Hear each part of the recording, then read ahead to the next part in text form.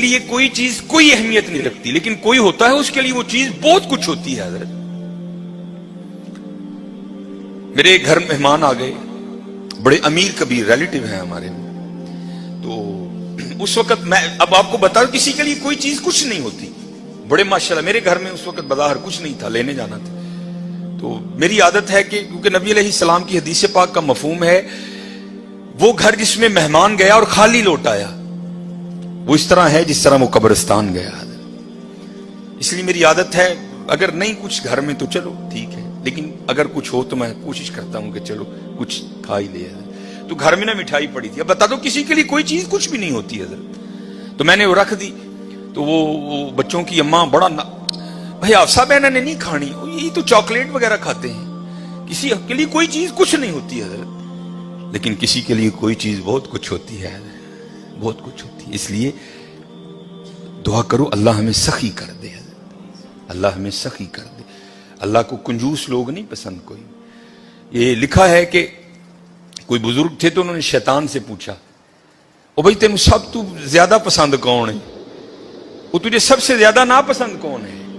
تو شیطان ان بزرگوں کو جواب کیا دیتا ہے؟ وہ کہتا ہے مجھے سب سے زیادہ کنجوس عبادت گزار پسند ہے، نمازیں پڑھ رہا ہے، حج کر رہا ہے، عمرے کر رہا ہے، اس کی پیشانی پہ وہ سجود کے داغ بھی پڑ چکے ہیں، لیکن جانا اس نے اپنی کنجوسی کی وجہ سے دوزخ میں ہے.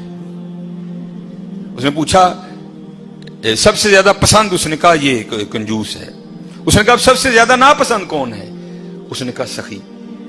غلطیاں بھی ہیں، کوتاہیاں بھی ہیں، لیکن جانا اس نے اپنی سخاوت کی وجہ سے جنت ہی میں ہے. سخی بن جاؤ. اور جب اقبال نے بھی لکھا نا حضرت عثمان غنی رضی اللہ، تو امت کے حال کو دیکھ کے اقبال بھی رویا ہوگا.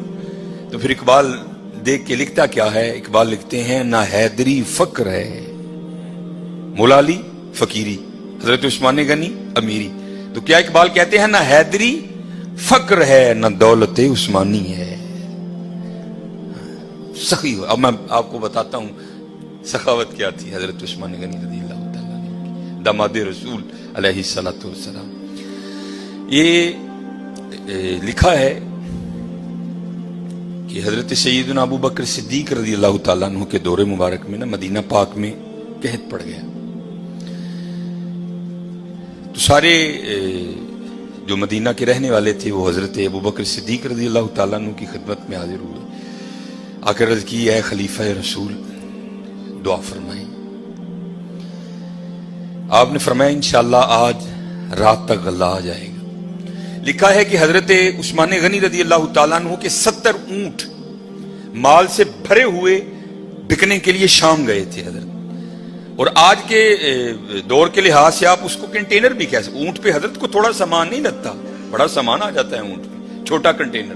70 کنٹینر آپ کے بکنے کے لیے شام گئے ہوئے. رضی اللہ تعالیٰ عنہ کو بھی پتا تھا کہ امت کی کیا حالت ہے. آپ نے وہ 70 اونٹ شام سے مدینہ پاک واپس بلوا لیے. اب جب وہ 70 اونٹ قحط کے زمانے میں مدینہ طیبہ واپس آئے نا، تو جو تاجر تھے وہ سارے اکٹھے ہو کے نا حضرت عثمان غنی رضی اللہ تعالیٰ عنہ کی خدمت میں حاضر ہوئے. آگے عرض کی اے عثمان قحط بھی پڑا ہے تو آپ کے 70 اونٹ بھی واپس آ گئے ہیں، تو بیچتے ہو؟ آپ نے مسکرا کر فرمایا کتنے گنا پر خریدو گی؟ عرض کی حضور 2 گنا. آپ نے فرمایا نہیں بیچوں گا. عرض کی حضور 3 گنا. آپ نے فرمایا نہیں بیچوں گا. عرض کی حضور 5 گنا. آپ نے فرمایا نہیں بیچوں گا. اب 5 گنا بڑا منافع تھا. تو تاجر حضرت عثمان غنی رضی اللہ تعالیٰ عنہ کی بارگاہ میں عرض کرتے ہیں اے عثمان بڑا منافع کا سودا ہے، اس سے زیادہ تمہیں کوئی نہیں دے گا، کر لو سودا. آپ مسکرا کر فرمانے لگے میں تو اسے بیچوں گا جو 10 گنا دے گا، اسے بیچوں گا جو 10 گنا دے گا. وہ تاجر آگے سے کہتے ہیں عثمان 10 گنا کون دے گا؟ تو آپ نے فرمایا کیا تم نے قرآن نہیں پڑھا؟ من جاء بالحسنہ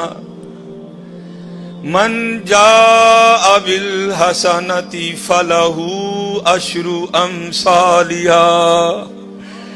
فرمایا اللہ کہتے ہیں او بندے تو 1 لے کیا میں 10 دوں گا. آپ نے فرمایا میں نے اپنے اللہ سے سودا کر لیا ہے، میں نے اپنے اللہ سے سودا کر لیا. وہ کہتا ہے اور حضرت یہ 10 گنا سب سے کم مقدار ہے. یہ نہیں کہ اللہ نے کہہ دیا 10 پہ اینڈ کر دوں گا، یہ 10 سب سے اینڈ مقدار ہے.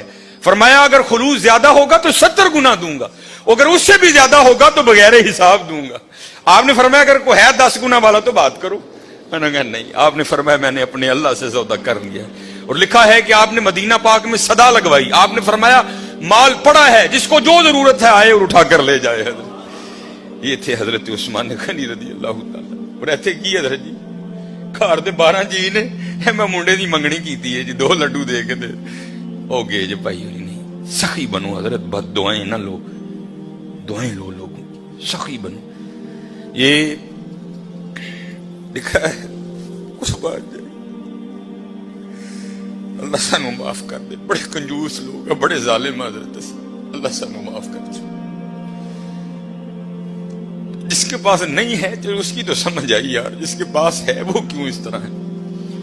اور ایک بات تھی بڑی دیر وہ واٹس ایپ پہ گھومتی رہی، اور حقیقت ہے ہم لوگ اسی طرح کرتے ہیں. اس نے بڑی جوتی ماری تھی کسی کو. اس نے کیا لکھا، اس نے کہا ایک امیر عورت کپڑے کی دکان پر بیٹھ کر نا دکاندار کو کہہ رہی تھی